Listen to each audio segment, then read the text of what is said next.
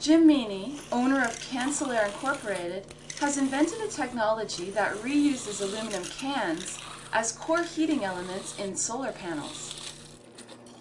Well, the panel is basically made out of powder-coated galvalume and UV-stabilized polycarbonate, which is the lens area.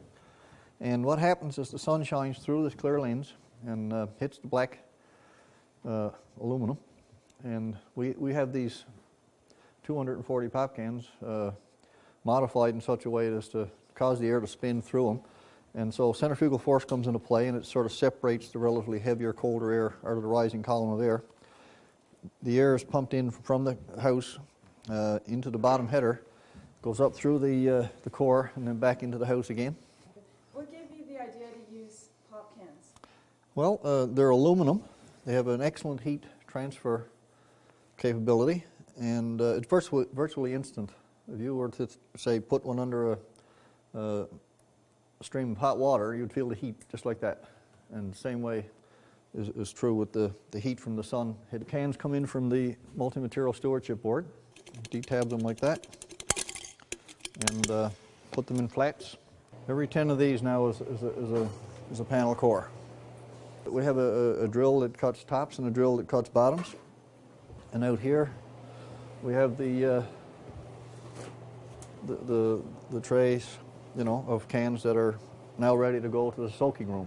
We soak them for about 24 hours, which prepares them for washing, and we wash them in hot soapy water, sunlight liquid of course. Then we rinse them and we rack them to dry. And there's 16 tubes per panel core. The work that goes into preparing them for painting is about the same thing as you'd have for preparing a car. And the paint we use is High Sorb 2 Salt Coat Select Coat. It's good for 35 years exposed to the elements. In this case, it's under a UV stabilized lens. It's in out of the weather, so it should last you for several lifetimes. All you need is a wall that's either southeast, southwest, or south facing. If you got that, you're away to the races. You've got a furnace. The blower assembly is mounted about an inch above your baseboard, which is where the colder, heavier air gets sucked out.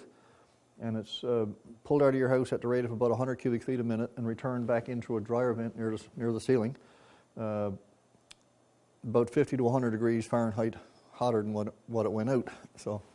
And it's like taking the bottom card off a deck until the top card comes down, hits the bottom. It destratifies and filters the air in your house. It's automatic, like whatever heating system you happen to have, whether it's oil, geothermal, wood, electric, it automatically shuts it down by virtue of maintaining the room temperature. It'll flatline the room temperature plus or minus 1 degree, so your thermostat doesn't cut in your furnace.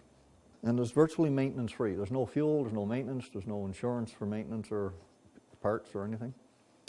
It's just a lifetime supply of free heat, so it's not eating any bread. Once you buy it, it pays for itself.